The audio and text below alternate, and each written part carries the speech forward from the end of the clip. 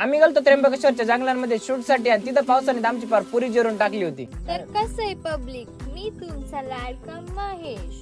हे ऐकायला थोडं नवीनच वाटलं ना. थांबा मी म्हणतो. तर कसं आहे पब्लिक, मी तुमचा लाडका महेश. मी होतो नाशिक मध्ये आपल्या आभासा या शॉर्ट फिल्मच्या शूट साठी. शूट तर आम्हाला आता चालूच करायचं होतं आणि परशु भाऊंनी एकदम बेस्ट माईक ऑर्डर केलेला होता आणि त्या माईकची अनबॉक्सिंग पण मी माझ्या हातानेच केली. तिथलं सगळं शूट कम्प्लीट झालं आणि ह्या पोरीला माझा लयच डायलॉग आवडला होता. काय नको मी तुमचा लाडका महेश.